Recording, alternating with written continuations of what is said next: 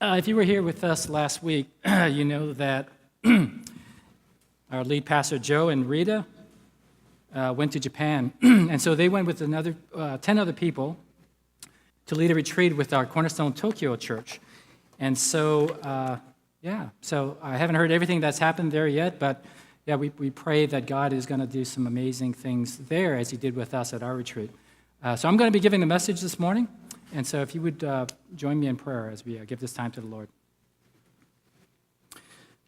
Father, as we come today, Lord, our desire is to know more about you, Lord. We don't want to just learn about stories or things that just have happened in the past, Lord, but we want to change, Lord, and we want you to move us, Lord, and that's what your word does. So, Lord, I just pray that this morning you would use all of us and you'd use me, Lord, as we go into your word. And we just pray over the covering of the team that's in Japan. Lord, we just know that you have already done amazing things, and there is going to be even more freedom for the team and for the people there. And so we just ask that you seal that time, and all that would be for your glory. In Jesus' name, amen. So my name is Floyd, and I'm an elder here. And over the past while, we've been going through the book of Hebrews. So if you're new here, we've taken a book and we've actually gone through and we've spent a lot of time going through what the author was trying to teach us about Jesus and about faith. And today, we're going to spend a little bit more time walking through a little bit of a mini-series that Joe started last week called Portraits of Faith. And he talked about some of the people that had some great faith. And today I'm going to go and carry the story further with Noah and Abraham. And as I thought about just preparing for this message and what does it mean to kind of just, as you go through and learn about people that have gone before you, kind of reminded me of our family. Last summer, or this past summer, we went to Colorado Springs. And in Colorado Springs, there is the U.S. Olympic Training Center. And there, at the training center, they bring athletes, they live there and they train to prepare for the next 4 years and getting ready for the next Olympics. And in that complex, there's a building called the Hall of Fame. And as you walk into that building, they have all these great displays of the amazing athletes that have won medals and great achievements. And as you walk, you read through everything they've done. There's the big pictures, and you see Mark Spitz, read what he's done, and there's FloJo. And then, there's that Kardashian guy, Bruce Jenner. And the thing is, we wonder, why do they do that? Why do they put all these people on display? And part of it is for us, as visitors, we go in, we want this sense of pride. We're an American, and this is the Olympic winners. But it's also there for the athletes that are there to train. For them, it's to inspire them to be able to show them that they, too, are going to be walking in the footsteps of those that went ahead of them. And so as we go through Hebrews, and specifically Hebrews 11, we're going to walk through and look at some of these great heroes of faith. And there's something there, I think, that we need to understand. It's not just great stories, but there's really something for us to learn. So if you would join us, I'm going to have Eric put up the Hebrews, turn to Hebrews 11, and starting at verse 7, if you would rise as we read, and this is, to show that we respect God and his word when we read. Hebrews 11, starting at verse 7, by faith Noah, when warned about things not yet seen, in holy fear built an ark to save his family. By his faith he condemned the world and became heir of the righteousness that is in keeping with faith. By faith Abraham, when called to go to a place he would later receive as his inheritance, obeyed and went, even though he did not know where he was going. By faith he made his home in the promised land like a stranger in a foreign country. He lived in tents, as did Isaac and Jacob, who were heirs with him of the same promise. For he was looking forward to the city with foundations, whose architect and builder is God. And by faith even Sarah, who was past childbearing age, was enabled to bear children because she considered him faithful who had made the promise. And so from this one man, and he as good as dead, came descendants as numerous as the stars in the sky and countless as the sand on the seashore. and down to verse 17. By faith, Abraham, when God tested him, offered Isaac as a sacrifice. He who had embraced the promises was about to sacrifice his one and only son, even though God had said to him, "It is through Isaac that your offspring will be reckoned." Abraham reasoned that God could even raise the dead, and so in a manner of speaking, he did receive Isaac back from death. You can be seated.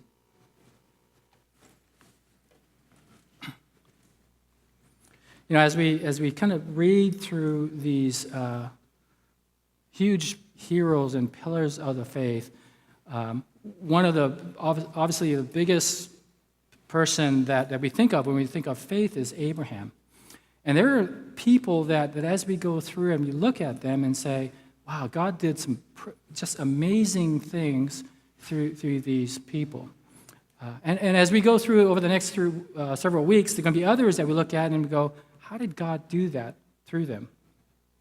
But the thing I think that we need to understand is that these stories that we read are not just inspirations, like they're just great stories to tell, but they're really there. Just as the athletes that are in Colorado Springs are being trained, that even these stories are for us to be trained as people of faith and righteousness. And God expects us to be able to take these stories and to learn from them. So what are the things that we can learn from this passage? Well, if we go to the first story, which is about Noah and the flood, and Eric, if you put it at point number 1 up, we see that in verse 7, it talks about, if you go to point number 1, there, living by faith. And by faith in God, we overcome our fear of the unknown to embark on new endeavors. And for us, it speaks a little bit about a persevering faith. In verse 7, it speaks about the flood.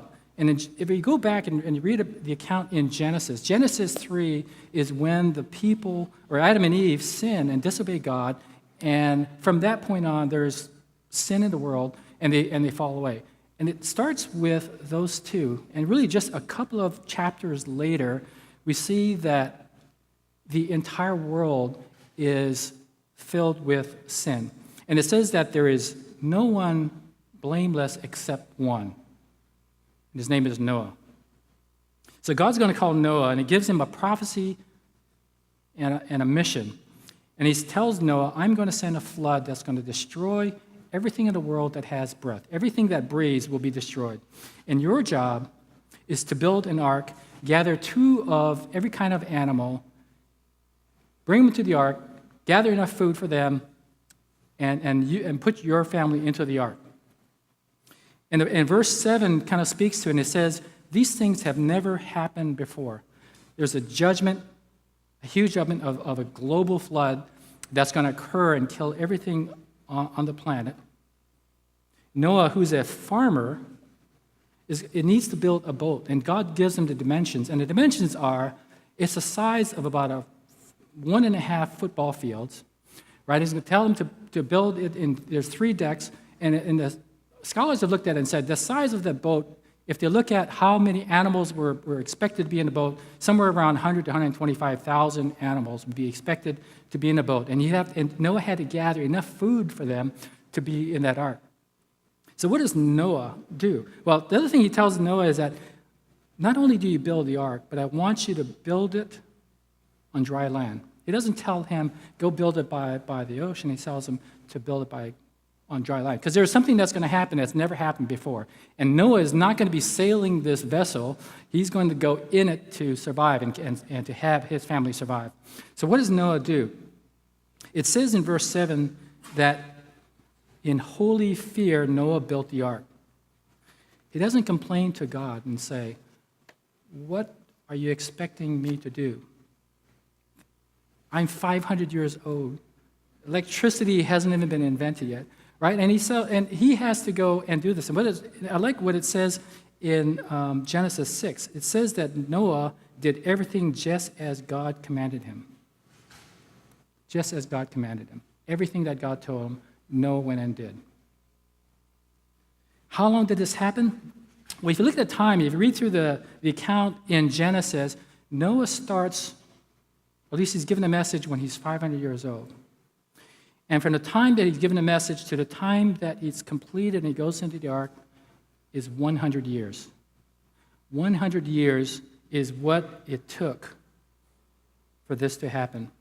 Noah had a persevering faith, right? He didn't just say yes to God the first time that God asked him to do this. Noah said yes over and over and over again, probably for 100 years. And Noah walked with God for the first 500 years. And so Noah was a blameless person that had walked with God and obeyed God for all his life. But there's something else that it says in verse 7 was kind of interesting. It says near the end of 7, by his faith, Noah condemned the world. Now, what does that mean? Well, if you look at a reference to 2 Peter 2:5, we read that it says that Noah warned the world of God's righteous judgment. For 100 years, people saw Noah working on the ark. And Noah, it says, was a preacher of righteousness. He went out and he tried to persuade people that this judgment was coming for 100 years. And everyone said no. They ignored him, they ridiculed him. And so this is what's going to happen is that Jesus later, when he speaks to his disciples, he's going to use Noah as an example of someone that has persevering faith, but also as an example of how people today, even after 2,000 years, are not believing that Jesus will come again and that there was going to be holy judgment. 2,000 years, people are the same way. Now, never happened before, not going to happen. So that's the story of Noah. Let's go to point number 2. And this is really about, now we move into the story of Abraham. And point 2 is, by faith in God, we overcome our fear of insecurity to trust in God's provision. In the passage in verses 8 through 12, God calls Abraham and tells him to leave his home and go to another place without knowing exactly where he was going. He says, go. And this is what it says in Genesis 12.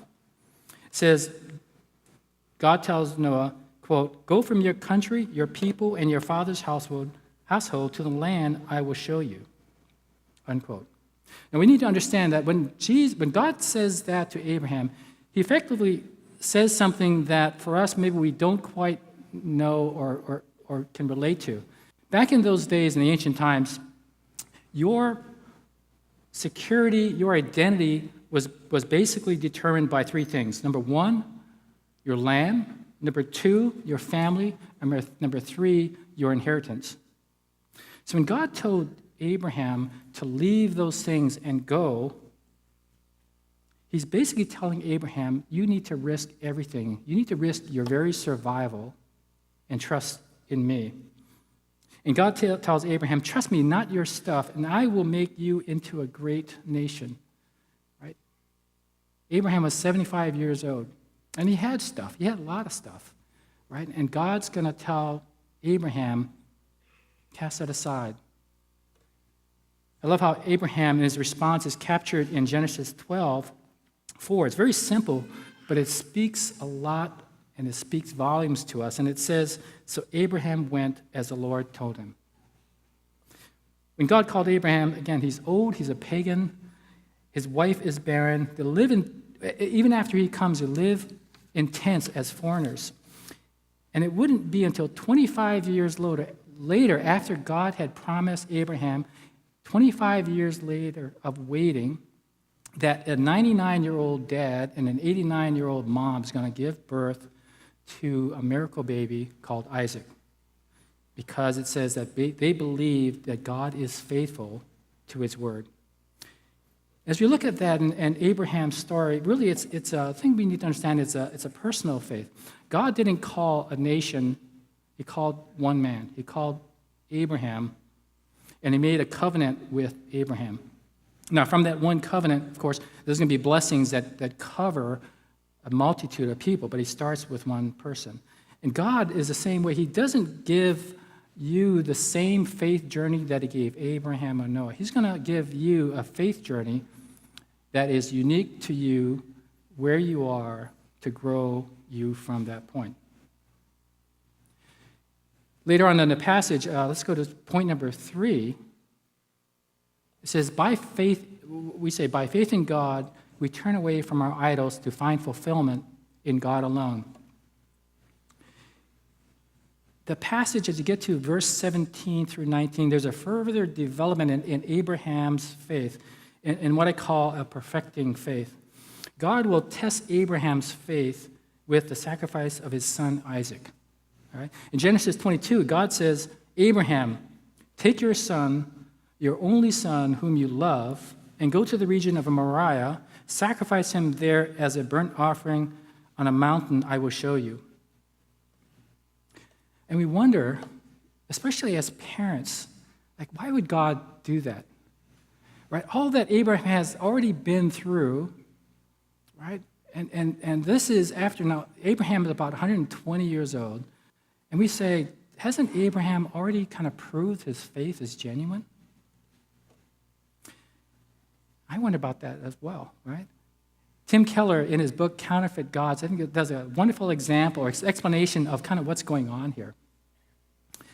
At the time when God is testing Abraham, remember that this is a period now, there's 50 years have passed from the time that God has called Abraham.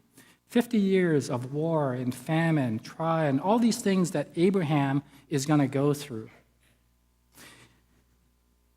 He's at a point now where Isaac is, most people think he's about 20 years old, right? And Abraham is looking back, and all these things are in a rearview mirror, and he's saying, things are pretty good right now, right? It seems like all the things that God has promised has panned out. I think everything is good. But it's not quite good. And God's going to give him a test. And we say, why? What is that test? This is what Keller talks about. It says, God promised, because one of the things that we all, and maybe especially parents, one of the stumbling blocks that we have of our faith are idols. And idols are very hard to see sometimes, especially the ones that start as blessings from God, right? They are very, very hard to see. And what Keller says is that this test isn't about making Abraham choose between Isaac and God. Like, he doesn't tell Abraham, I'm going to see who you love more. Because if he did that, he would have asked Abraham to go and kill Isaac on the spot.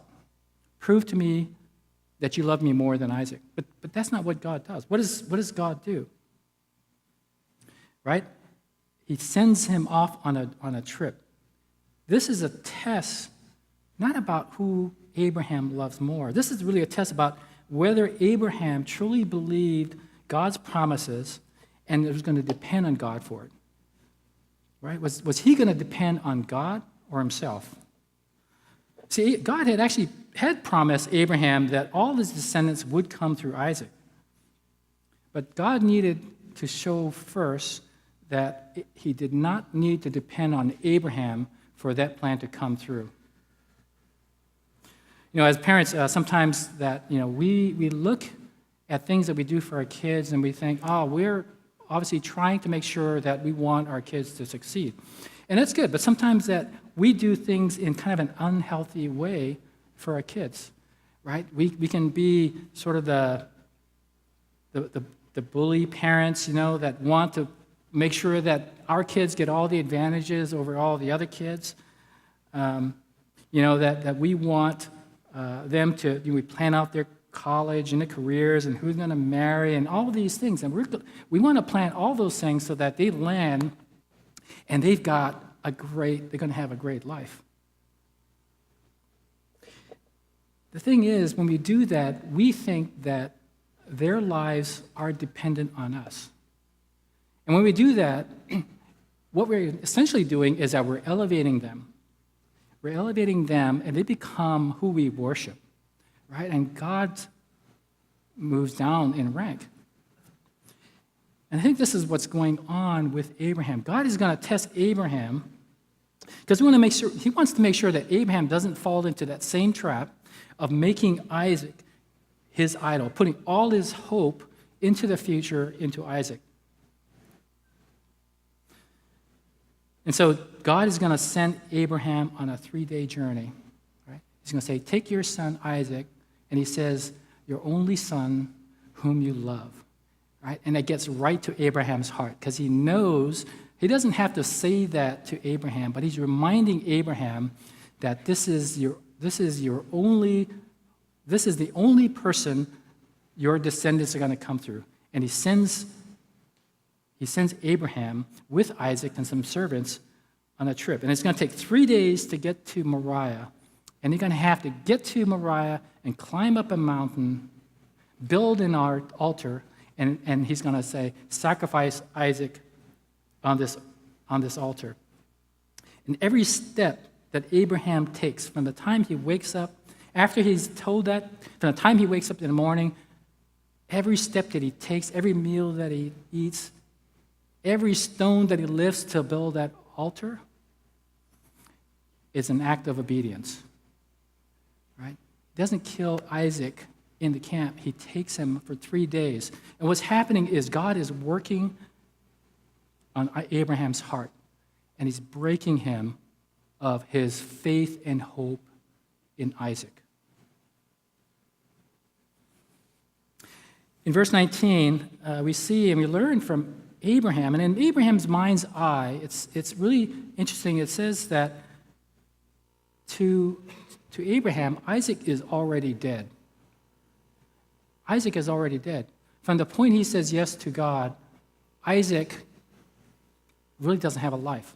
Because in Abraham's mind, he is going to carry out what God had told him to do. Right? So for the next 3 days, as he's doing these things, he knows that Abraham is a dead man. When Abraham accepts and obeys God, this is kind of what I think is going through his mind. He says, when God told me to sacrifice Isaac, I did not understand. I don't understand, but I said yes. And I think that's something maybe for us to look at as well. When God says to do things, it may not make sense to us. In fact, it's going to go against everything we think that should go because we think that we know better than God. But God says, do this, and Abraham says, okay, I'm going to go through with it.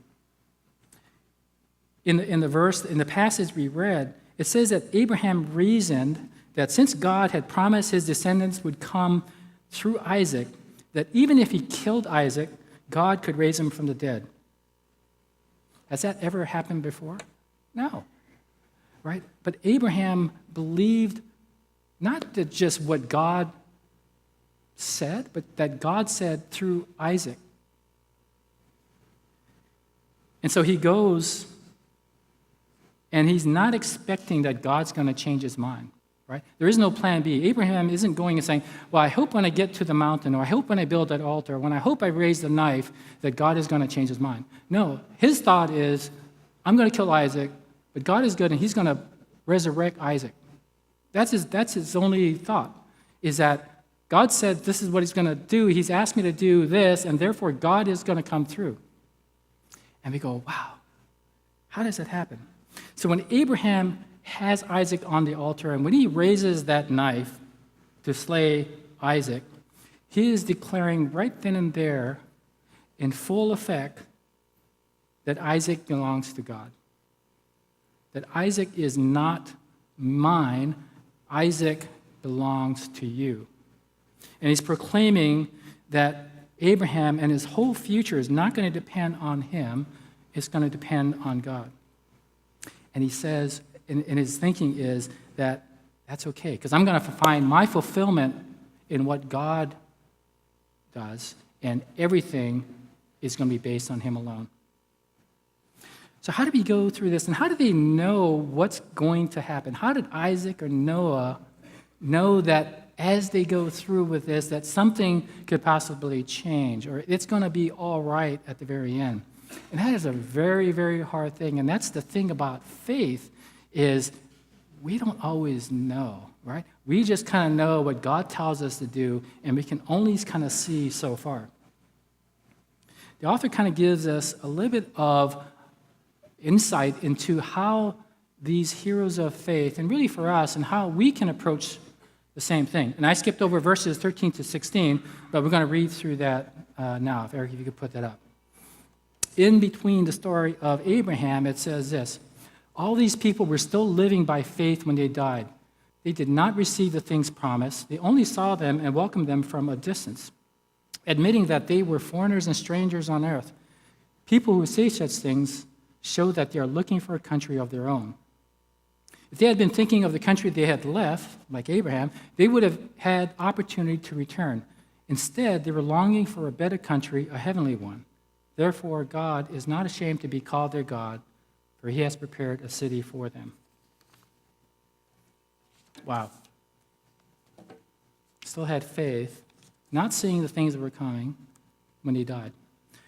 If you go to the next slide, I think this is really something for us to be able to say, well, how do we do this? And this is what I call, perspective faith. It's having a different kind of perspective on what's going on. By faith in God, we live into God's promises even beyond this life. All these people had a view that was beyond this life. It says that they did not receive the things that were promised, but they were still living by faith when he died. Abraham only saw one descendant in Isaac, right? God's going to tell him, you're going to be a great nation. He sees one, Isaac. The land, the promised land that he's supposed to possess. When Abraham dies, there's only one plot of land, and it's really a cave that he owns. And that's the cave where he and Sarah are going to be buried. That's all he saw at that point. But he believed that God had more to offer, not just him, but for all his descendants.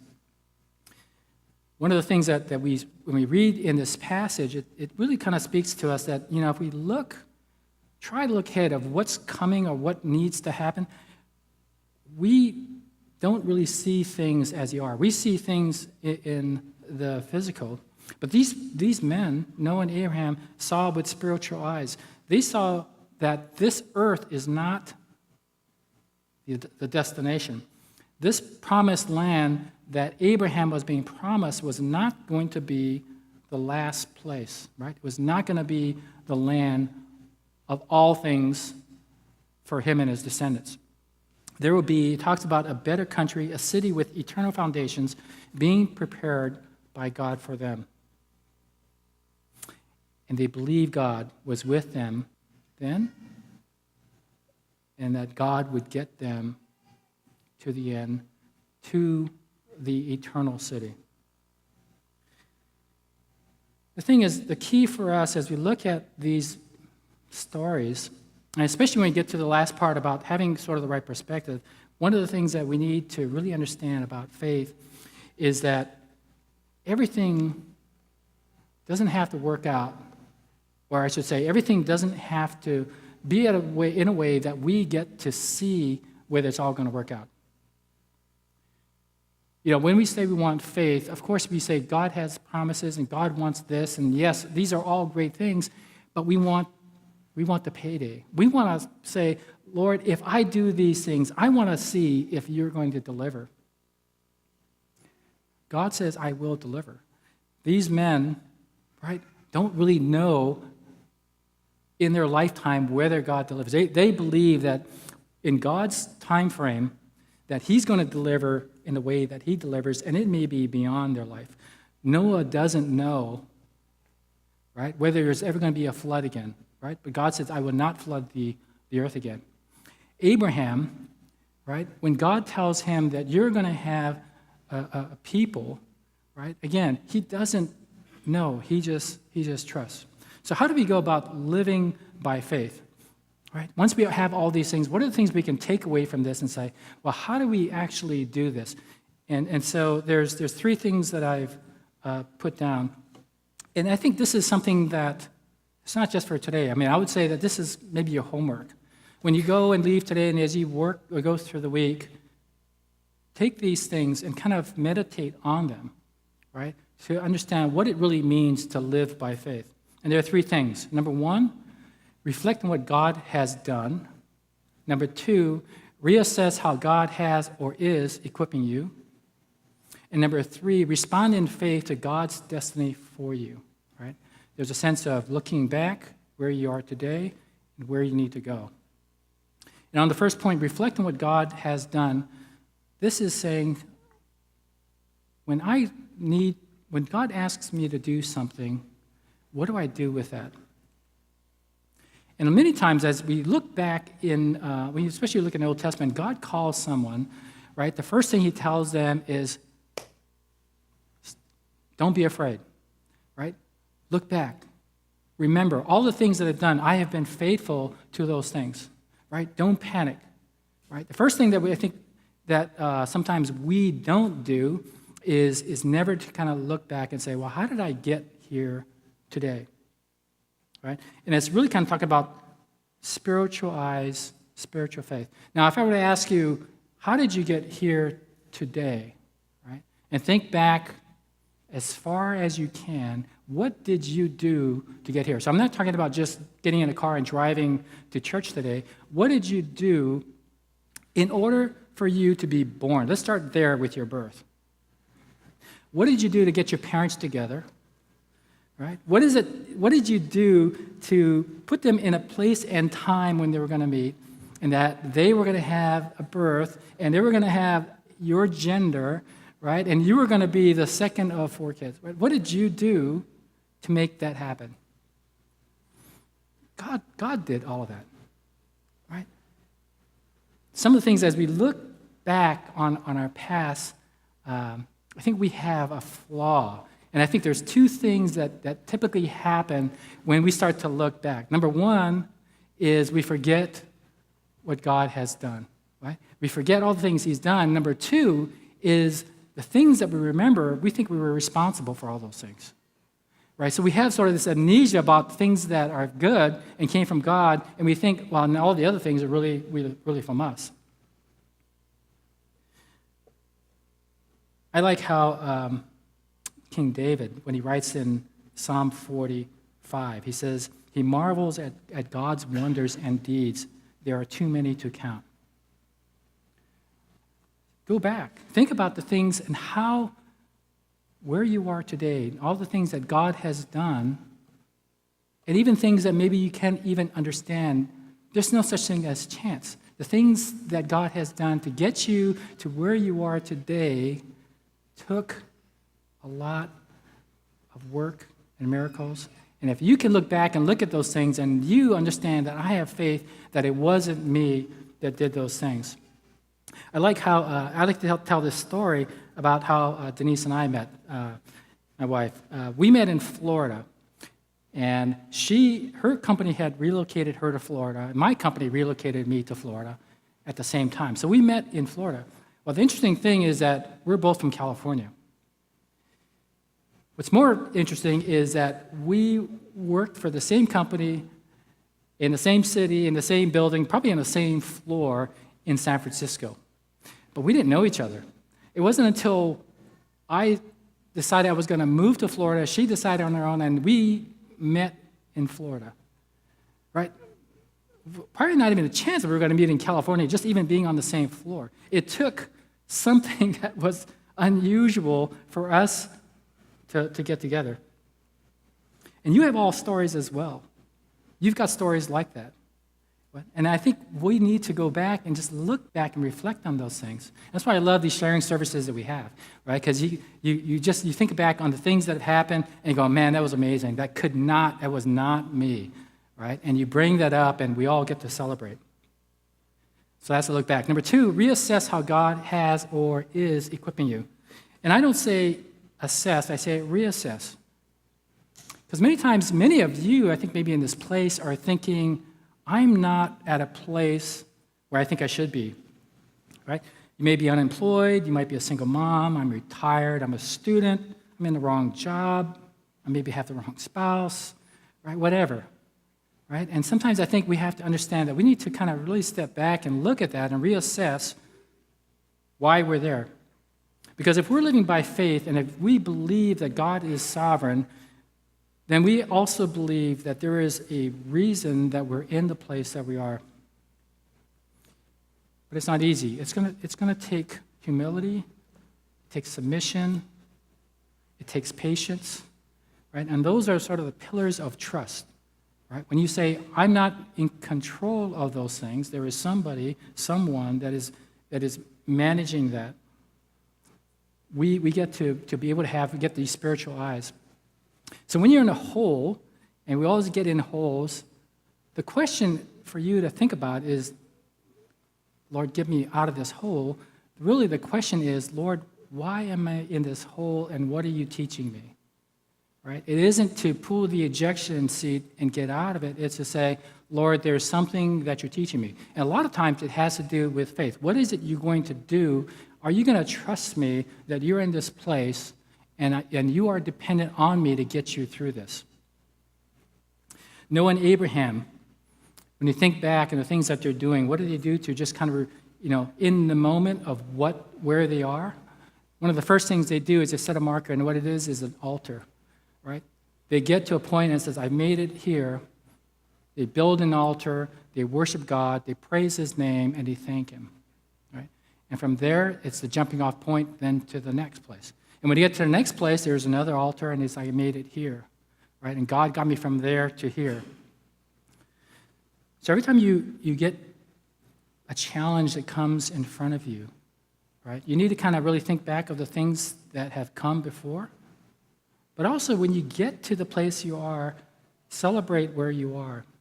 Set a marker down. Give yourself a reminder and saying, whether it's journaling or whatever it is, that God is doing something in my life, and am I going to learn? And you may not see all of it while you're in it, but put down a marker and saying, there is something that's happening here, and I'm going to worship you, God, that I am here. I don't worship only you when I get delivered or when I've got to the point where I need to be. I worship you in the place that I'm in right now. A good faith marker for me was back a year ago at the beginning of our mission trip to Vietnam. Now, if you already know, much of Vietnam is a closed country, so they're not open to us sharing the gospel. And so we've been trained and getting ready for that trip and said, hey, just watch out. They're going to be officials, they're going to be walking around, and they're going to be looking at you, and so you got to be very careful in what you do. Just don't pray openly because they want excuses to be able to say, no, you can't do that here, you have to leave. So we're ready. And our team, we're at the airport getting ready to leave, day one. And we find out that about an hour before we board the plane, there's a team member that was supposed to be coming in on a connecting flight with us to get on the plane to go to Vietnam. Well, she hits bad weather, and so she is not going to make the connecting flight. Right? And by the way, she is someone who's never left the country by herself. She doesn't speak Vietnamese. Right? She doesn't really know what the itinerary is going to be. And so we're sitting there at the airport going, wow, this is a big dilemma. What are we going to do? But the thing is, we had to get on the plane because all the things were going to happen for the entire 2 weeks that have already been planned out, right? So we couldn't stay and just delay it another day. We had to leave. And so we were at the departure gate, and we're praying, and we're ready to get on, and it's like, okay, we got to go. And right before we get on the plane, we hear that she's caught a flight from Denver, and she's flying directly to Japan, and then she's going to probably get on another connecting flight in Japan and get to Vietnam. But she's going to get there a day late, right? It's going to be a day after we arrive.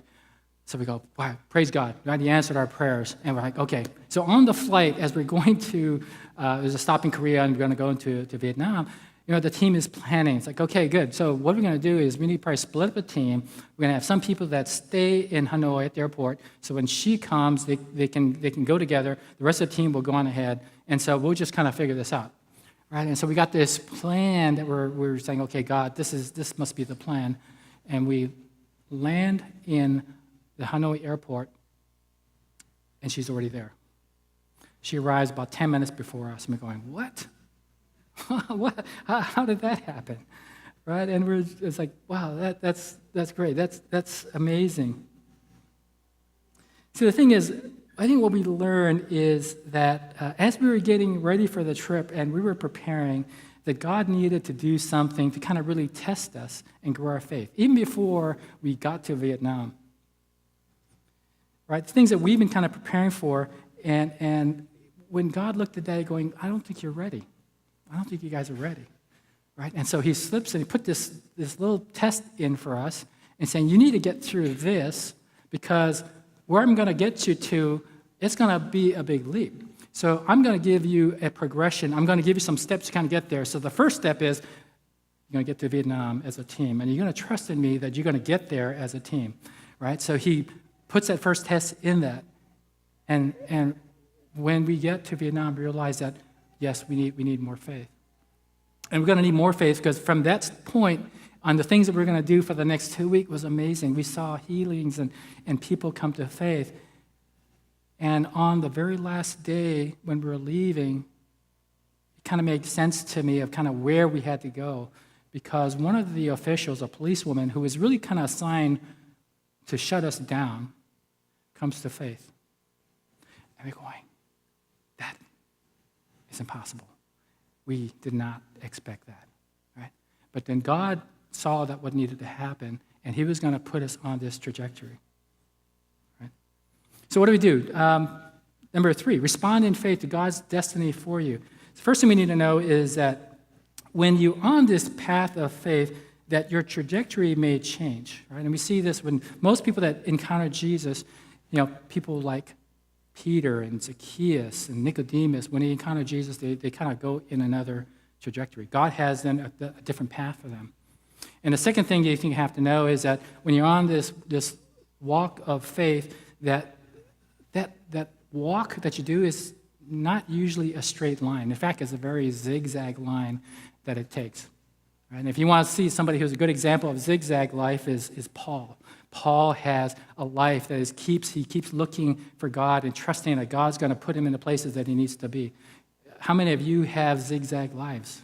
Right? How many of you think you're going to be going in a certain direction and God says, no, I'm going to put you kind of on a detour? Abraham, when he is told that his descendants are going to inherit and take possession of the promised land, this is what God tells him. They're going to possess this land you're in right now. But first, I'm going to have them be enslaved by another country for 400 years, and then I'm going to bring them back. What does Abraham do?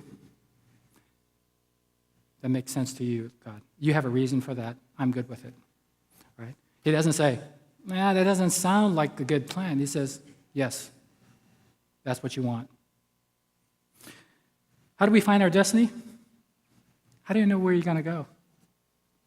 If you attended our all-church retreat, some of you have gotten a glimpse of maybe where your destiny is. If you got prayed over, and you got prayed over your design or your destiny, you had got some picture or some sense of maybe where God is directing you. And it wasn't maybe a full picture. You didn't get the whole story. You get maybe part of a story. There's a little bit of a glimpse.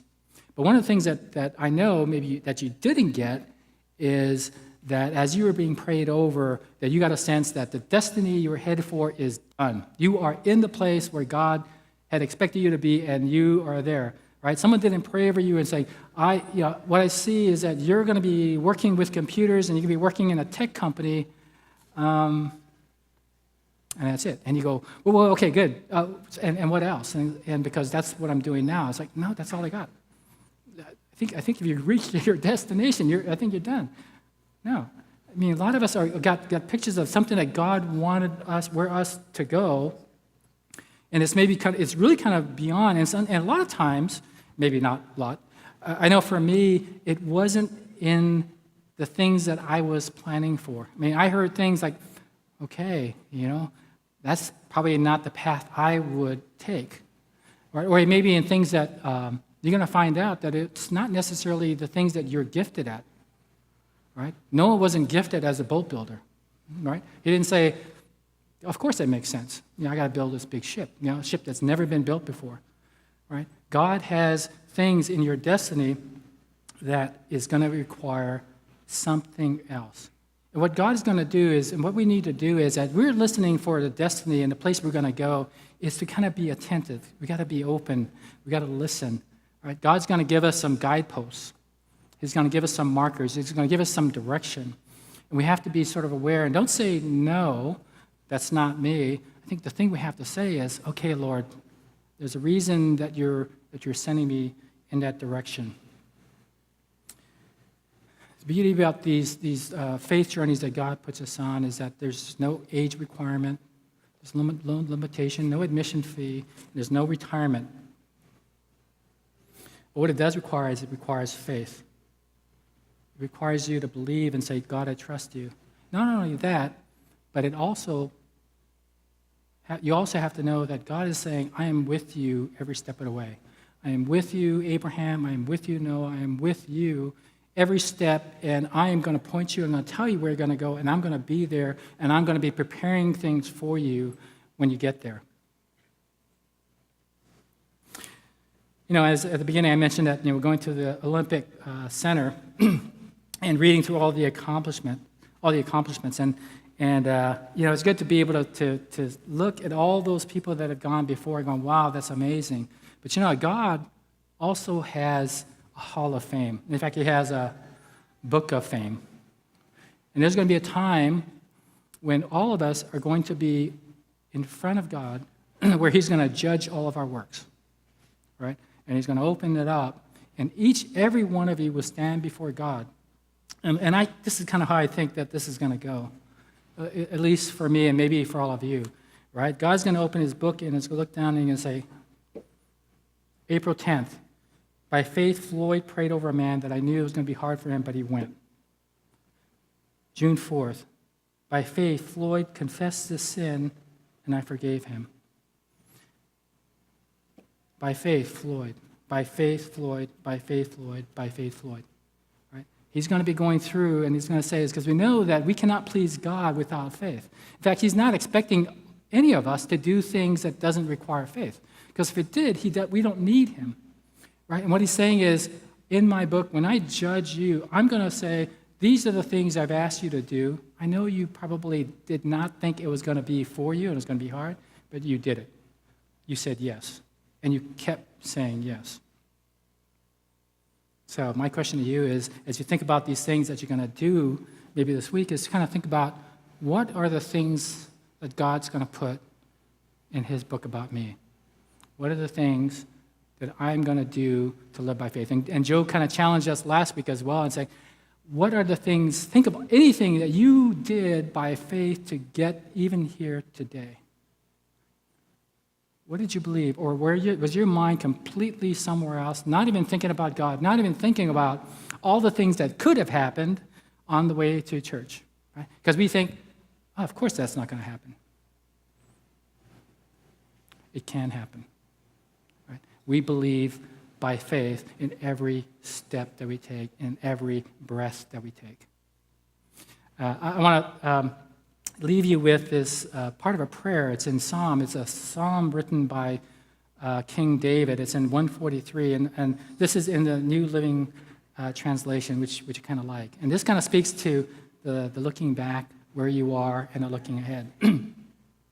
Verse 5, I remember the days of old. I ponder all your great works and think about what you have done. Right? So he's looking back. In verse 8, let me hear of your unfailing love each morning, for I am trusting you. Today, I am trusting you on everything that's going to happen, and you are unfailing. And then he looks forward and says, show me where to walk, for I give myself to you. Right? Yes, Lord, I'm going to go forward. I'm trusting you for today, and I trust that where you want me to go is where you want me to be, and I give all of myself to you.